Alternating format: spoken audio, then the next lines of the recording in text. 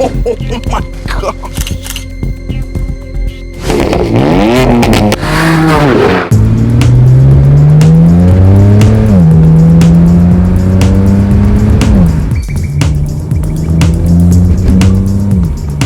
And it's gonna sound way cooler too. Can't wait. This is my 2007 BMW 335i. You may have seen this car before from the interior series that we did, which we basically absolutely transformed the interior of this car. I was having fun, living life, and I've been starting noticing comments of people saying to make it fast, the car's slow. You know, you guys are right. You guys are right. But I never thought it was that slow. So I ignore the comments, don't pay attention to them. And then the other day I was having fun with my girlfriend. Well, and this happened.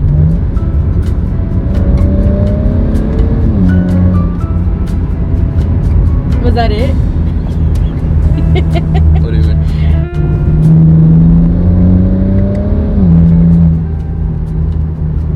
Is that all you got? I was expecting more, honestly. This car's fast. For all the time you spend on this car, I thought so much more was gonna happen there. So you're saying this car's slow? Yes. Slower than a Mustang. Can't say that.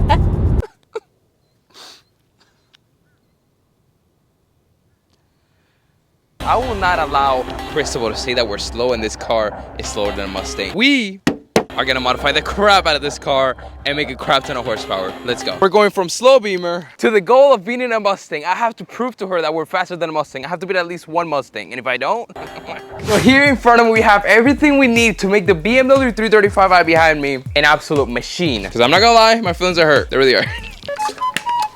I do want to give a huge thank you to BRSF for being a sponsor of this build, with the exhaust, with the downpipes, and now with all the performance parts that we have to go ahead and install. So everything that you see in this video, I will leave a link to in the description, and you're also later on going to see an install of these parts. Oh, I think I know what this is.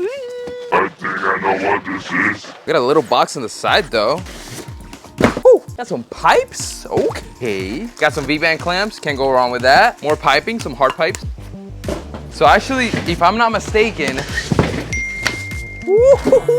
so there's three choices. I believe there's like a 3-inch, 5-inch, which is like in the middle, and then a 7.5-inch. 7.5-inch is if you're going single turbo and all that, which I didn't plan on going, but you guys are absolutely loving the BMW build. So right now, comment below if you want to see me single turbo this car.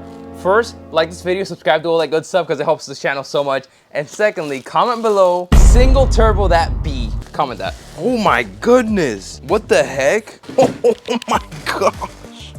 Yo, there's a whole workout.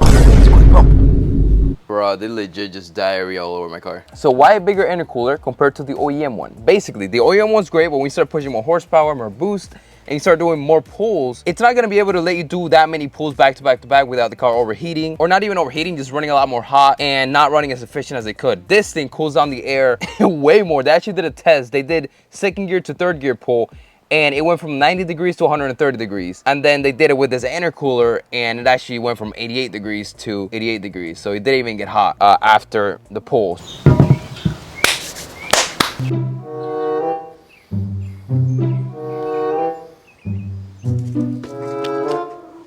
Man, I think there's a lot of things here actually. Obvious reasons. Just want to remind y'all, like, this would not be possible if it wasn't for all of you showing so much love to this series, subscribing, liking, just watching the videos. Like, honestly, it feels like it's our car, our build. Like, this is not mine. I mean, it is, but at the same time, it's not. First box. Ooh. Can you read what that says? BOV, aka blow-off valve. We got a tile blow-off valve, baby. In here, obviously, we got the clamp. This is gonna clamp to our intake, which you're gonna see what we got right in a little bit, but there's the clamp for the tile blow-off valve. Vacuum line tit thing, I don't know what you would call that. I think I have an idea what this is, but at the same time, I really don't. Oh, I think this is a way better charge pipe. So this is where the blow-off valve is going to go. A charge pipe basically is like the greatest thing ever because it gives you much better throttle response. And obviously with increased throttle response, it does decrease the turbo lag, which is a huge plus. And this is also a 3-inch powder coated in black aluminum piping. The powder coat does help the heat a little bit, especially with how cramped this motor is. So I do think I know exactly what box this is. It is probably the most important box and the most I'm honestly most excited about. Here we got a coupler, vacuum hoses, another 90 coupler. We even got Okay, I don't know what we got wiring. That's weird. Here we got a bracket.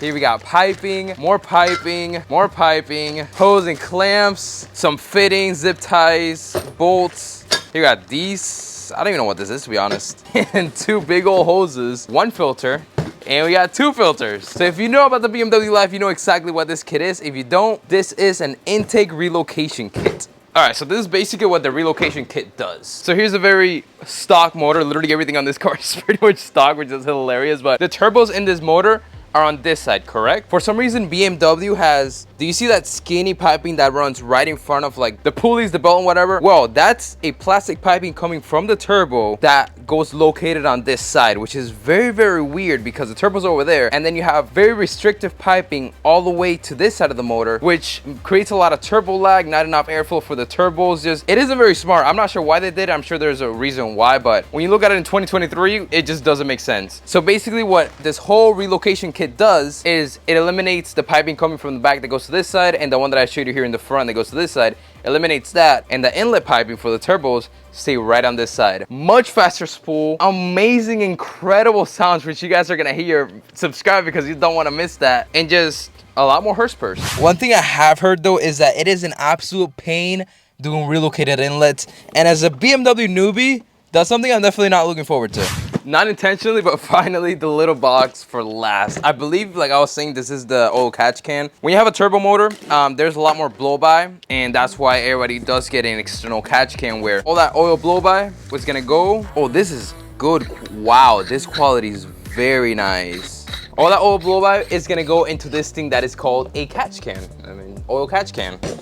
These are actually the hoses for it, which, god damn, it's pinched.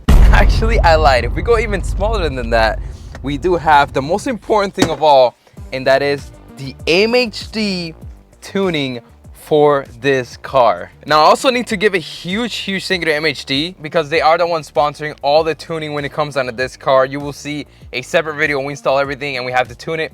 You're gonna see how we use MHD, but just know this is basically a little OBD2 plug that goes plugged into the car. You can plug it to a laptop when you're data logging and things like that, or you can just go ahead, Bluetooth to your phone. You can data log, upload custom maps, and there's also a lot of pre-made maps like stage 1, stage 1 plus, stage 2, stage 2 plus, and things like that. I believe I have all the maps, so that's very, very exciting.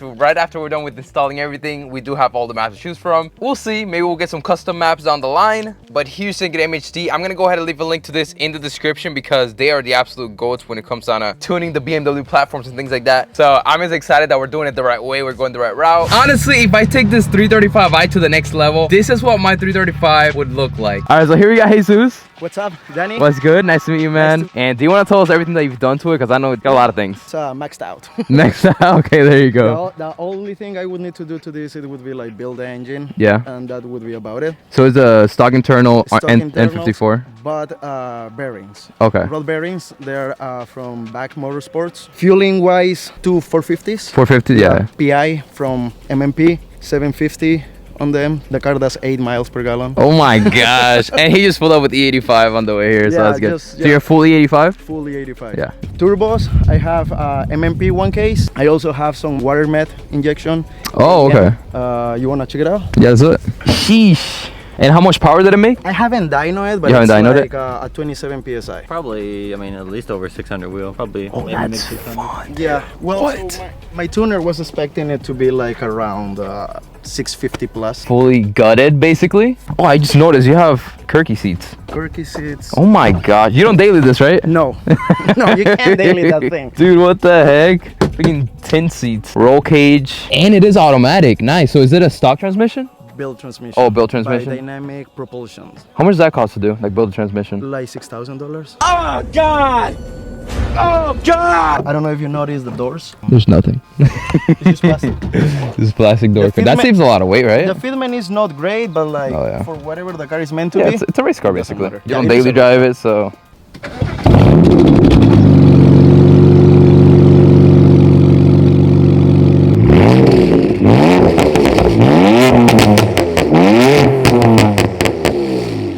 So he's gonna do a few data logs, and of course we're gonna get a ride in the fastest N54 I've ever been in, so I'm really excited about that. So it just started raining.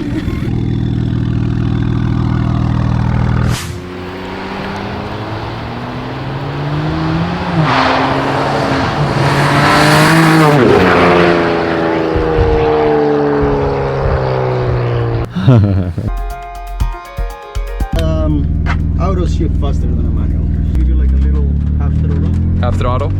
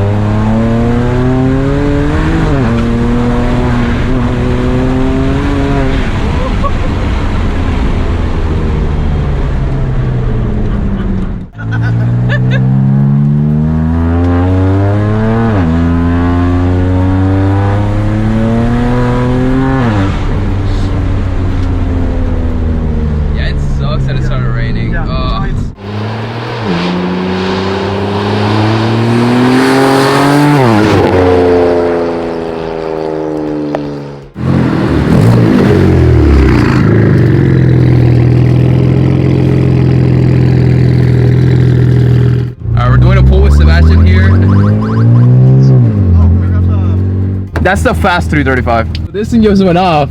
And it says there's a cop with a laser pointing at us.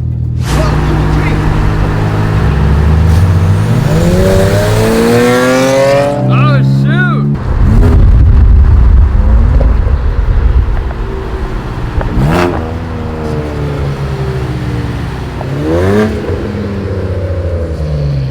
Ref battle, brother. How much power that got?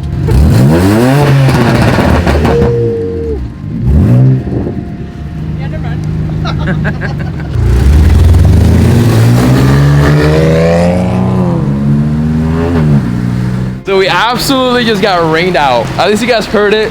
Maybe did like one decent pull, but we don't want to be going crazy with these tires. But when it stops raining, we are going to go ahead and do more pulls another day.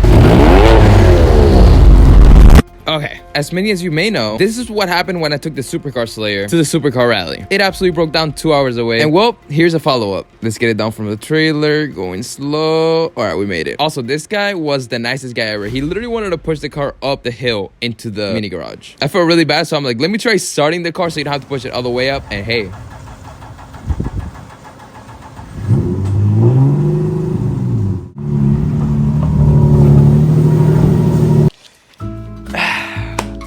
home sweet home. From a scale of 1 to not excited, I am beyond not excited to figure out what the heck is wrong with this car. Thing is, so far we're fairly certain that it is a fueling issue because the car indeed makes 0 fuel pressure. That's why it was driving like absolute crap, and it got to a point where the car just didn't want to idle or do anything at all. It wasn't even a car. It was just a piece of potato. At one point, I thought the engine was absolutely done. Like, I thought the motor was done. At another point, I thought I melted it completely, just ruined the fuel system because I put in the wrong map and I messed with this and that. And then another point, I came to a conclusion where it might be the crank positioning sensor, but all that came to a no when I saw that it was making 0 fuel pressure. But enough talking, all right? We're gonna go ahead and take out the fuel pump basket. That's right there. I'm not gonna show you because it's absolutely awful to do, but once that's off, we might figure out what the issue is. I'm praying that let's go.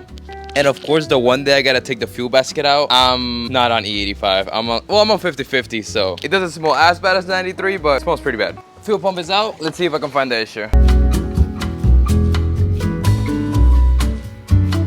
Okay, so I think I found the issue that Eric said to me, and the one that I agree with. Here we go. So if you guys don't remember, about 2 years ago was the first time we ever turboed this car. I had to do the fueling system, and I kind of messed up the basket. He put a hole in the surge part of the tank, so it was just leaking fuel pressure past it. So we had to do a little repair job, as you can see right here, and repair it with some plastic and melting. Looks at the E85, the ethanol just really eats through everything, so you ate through that plastic, so it just went ahead and ate through that plastic. Originally, the plan for this car was to not have any more issues. It become my supercar destroyer, but it be a reliable supercar destroyer.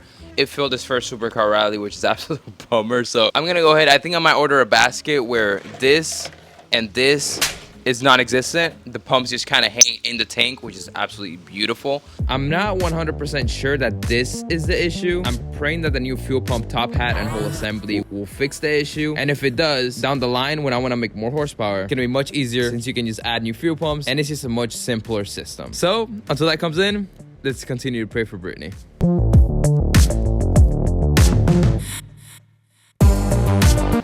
You should do a montage of my dirty looks.